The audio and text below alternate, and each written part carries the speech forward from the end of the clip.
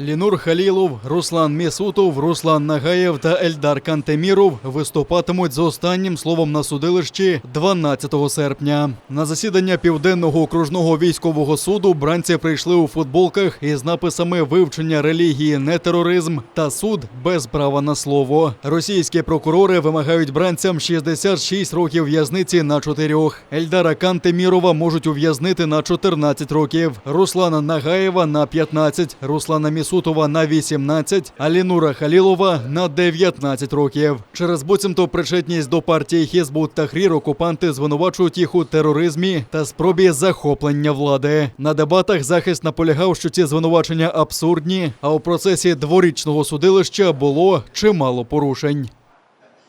То, что указано в обвинительном заключении, это лишь некая фантазия следователя, который почему-то решил, что Ильдар из законопослушного гражданина вдруг превратился в человека с взглядами, направленными на терроризм. Ничего этого нет, и мы сегодня постарались в своих прениях об этом указать. Ильдар Кантемиров никогда не совершал тех преступлений, которые указаны в обвинительном заключении. Ильдар Кантемиров никогда не пытался захватить власть в Крыму, захватить власть в Российской Федерации, никогда не призывал обижать даже каких-то там людей, которые исповедуют другую религию или других национальностей. В отношении наших подзащитных осуществлялось грубое нарушение норм процессуального законодательства в части предоставления возможности излагать свою позицию на родном и понятном для них крымско-татарском языке. На прениях сторон и на последнем слове суд не вправе запретить вообще или приостановить прения сторон, либо запретить высказаться, но тем не менее вот таким вот образом, непроцессуальным образом суд ограничивает их в законном праве высказать отношение и к предъявленному обвинению, и в целом к существу предъявленному обвинению. Сервєта Газієва вкотре вигнали з засідання через кримсько-татарську мову. Про це повідомляє його адвокат. Справу проти бранця, якого через буцімто причетність до Хізбут Тахрір звинуватили у тероризмі, розглядали у Південному окружному військовому суді, що в російському Ростові-на-Дону. Газієва вивели з зали на початку судилища, коли прокурор нерозбірливо зачитував так звані письмові докази. За словами родичів бранців, які перебували на засіданні, Газієв рідною мовою сказав судді, що не чує слів прокурора. До цього на погану чутність у скляному акваріумі скаржився Джеміль Гафаров, за що отримав зауваження від судді. Это прямое ущемление их прав на использование своего родного языка и переводчика. Но суд счел, что Серветага достаточно владеет русским языком, и ему не нужен переводчик. Из-за того, что он якобы не послушал суд, его удалили с сегодняшнего зала суда.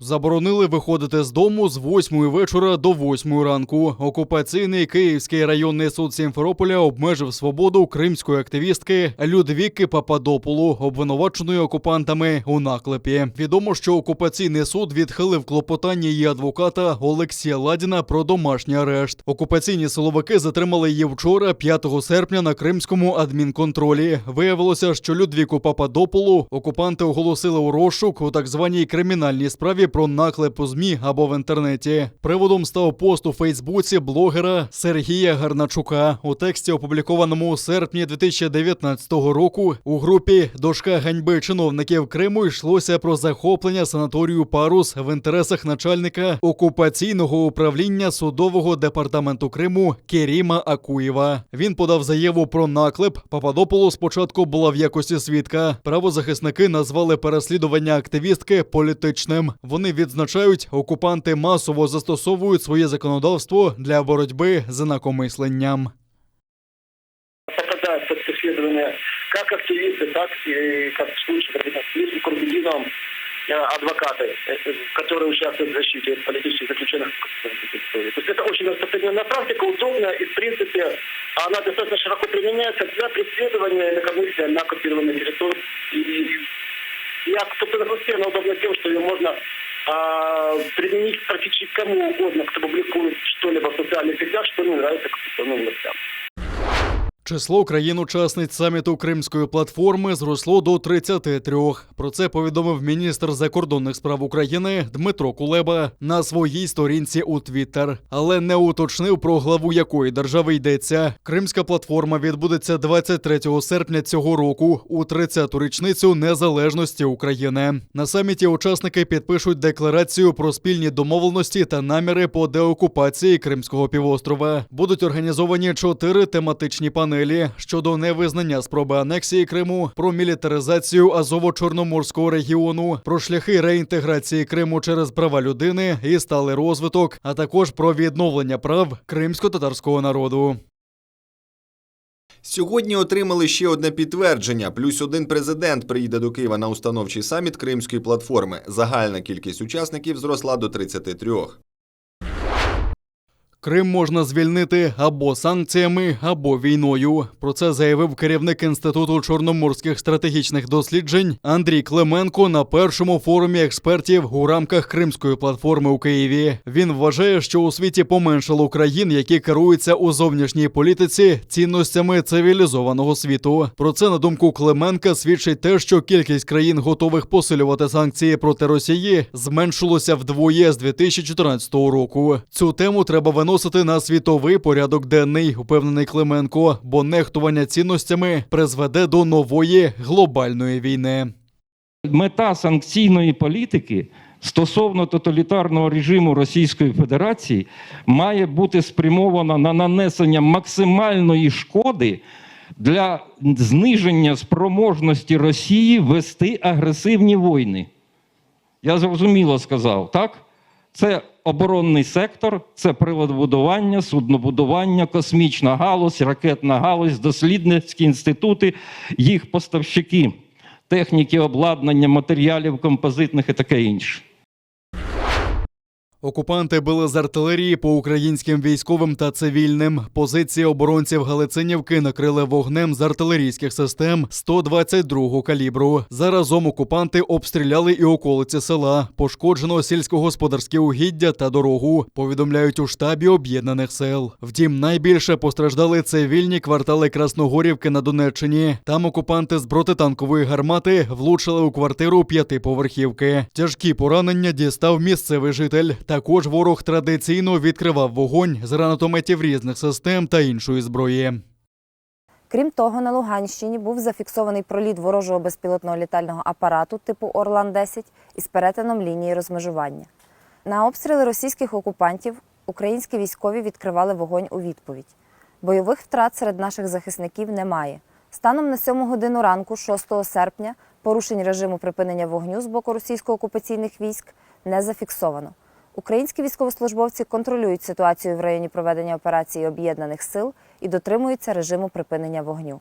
В українській розвідці повідомляють, що окупанти встановлюють поблизу лінії фронту нові мінно-вибухові загородження та провокують зіткнення.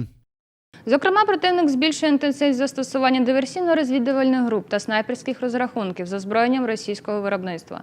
Командування оперативного угруповання російсько-окупаційних військ постійно проводить тренування з управління вогнем чергових артилерійських розрахунків, які приховано розміщені вздовж лінії зіткнення. При цьому в якості цілей використовуються позиції Об'єднаних сил.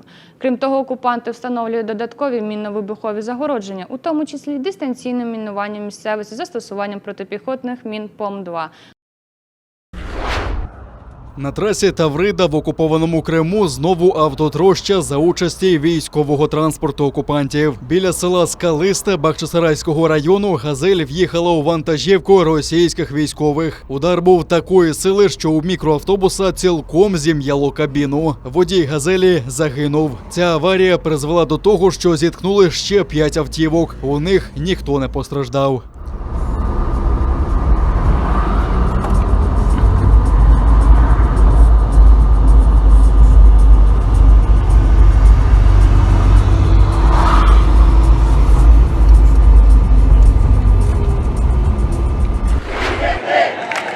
У Парижі знову спалахнули протести проти сертифікатів про вакцинацію. Приводом стало рішення Конституційного суду Франції. Він підтвердив усі коронавірусні заходи, які раніше схвалив парламент. З 9 серпня для відвідування ресторанів, кафе і кінотеатрів країни буде потрібний сертифікат вакцинації. Без нього також не пустять в міжміський транспорт і лікарні. У документі має бути зазначено, що людина або зробила щеплення, або в останні півроку перехворіла на коронавірус, або має свіжий негативний результат ПЛР-тесту. Також до 15 вересня зобов'язані вакцинуватися всі медики. У разі відмови їх можуть відсторонити від роботи. При цьому Конституційний суд заборонив звільняти тих, хто працює за короткостроковими контрактами. У країні поширюється дельта-штам, який викликав 4-ту хвилю епідемії. Охочих зробити щеплення стало більше. Однак багато хто не згоден з уведенням сертифікатів про вакцинацію.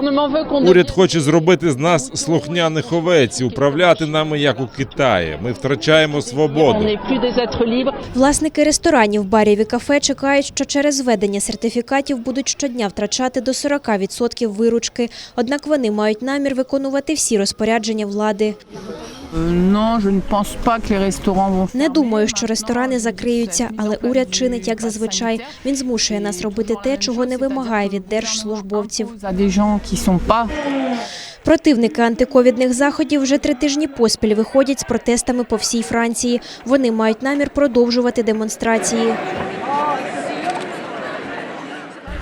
Пожежні команди продовжують боротися з вогнем у Греції. На північ від Афін знову горить, хоча до цього полум'я майже погасили. Вогонь розгорівся через спеку та сильний вітер. З деяких кварталів міста евакуюють людей. Десятки пожеж палають по всій Греції. Це село на півострові Пелопонес. Деякі місцеві жителі вирішили залишитися, щоб самостійно захищати свої будинки. Виїхати і куди піти? Дозволити, щоб будинок згорів? Як би ми поїхали, це місце давно б згоріло. Ми сказали жінкам, літнім і дітям їхати, а хто залишився, допомагає чим може. Пожежники кажуть, що ті осередки, які вдалося локалізувати, за деякий час спалахують з новою силою. За даними медиків, десятки людей потрапили до лікарень з опіками і травмами, включаючи добровольців. Прем'єр-міністр країни закликає людей виконувати розпорядження евакуації. Я благаю вас підкоритися. Будівлі можна перебудувати, і дерева виростуть заново, але людське життя не можна замінити. І в цьому надзвичайному стані ми всі повинні триматися разом. Попередження про небезпеку пожеж оголошено на половині території Греції. Вогонь вже випалив тисячі гектарів лісу. Евакуйовано десятки міст та сіл.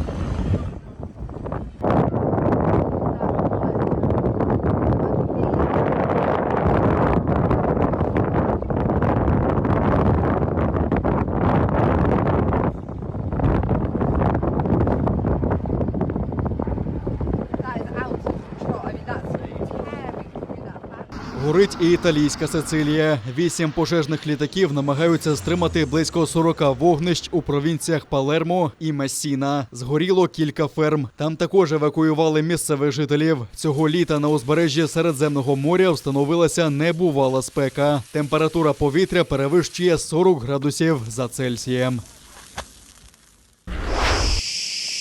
Фермер Іоанніс Лулудакіс володіє оливковою плантацією на острові Крит. І тепер у нього виходить і хороший врожай виростити, і воду заощадити. Усе завдяки розумній системі зрошення, яку розробили в Греції. Думаю, ця технологія дозволяє економити приблизно 20% води. Звичайні системи зрошення просто включають на певний час, а скільки витікає води, ніхто не перевіряє. Нова розумна система спирається на показники різних датчиків. Вони вимірюють вологість ґрунту і її засоленість, а також вологість і температуру повітря. Потім програма розраховує необхідний обсяг води для поливу дерев. Керувати процесом можна віддалено. Ми не тільки отримуємо інформацію про погоду і ґрунт, а й враховуємо обсяг врожаю і його стан. І ми детально відстежуємо зміни в ґрунті, щоб домогтися кращих результатів зрощення. На Криті досить посушливий клімат, а запас підземних вод невеликий. При цьому, як показують дослідження, третину води фермери витрачають даремно. Розумне зрошення допоможе вирішити проблему. Ми хочемо, щоб цю інтелектуальну технологію застосовували в усьому секторі вирощування оливок. Він дуже важливий для Греції і всієї Південної Європи. Фермери кажуть, що віддалене управління поливом також дозволить рідше приходити на самі плантації, а це допоможе заощадити не тільки воду, але й час.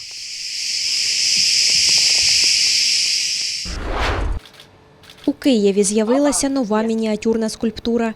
Це бронзова гривня, грошова одиниця, яка була в ужитку ще наприкінці 11 століття у так звану безмонетну добу.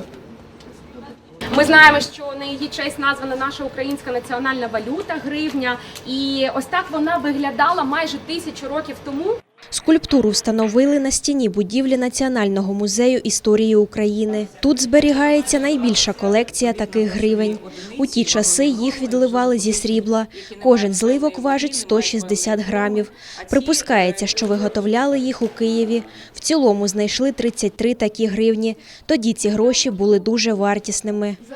За 2 таких гривні можна було придбати коня, наприклад, колись. Вважається, що ці гривні були досить популярні і використовувались в основному у великих торгових операціях, а також для накопичення скарбів. Цю скульптуру робили за тією ж технологією, що і 1000 років тому. Всі вони вироблялися з воскової форми. Тобто зараз наш пан Юрій Білявський, скульптор, він також саме робить воскову форму для того, щоб відливати бронзові скульптури. І уявіть собі, що 1000 років тому теж робили оці восковки. Тобто фактично, не дивлячись на те, що зараз сучасний світ, ці технології, вони зберіглися. Пов'язана з цією гривнею і особлива прикмета.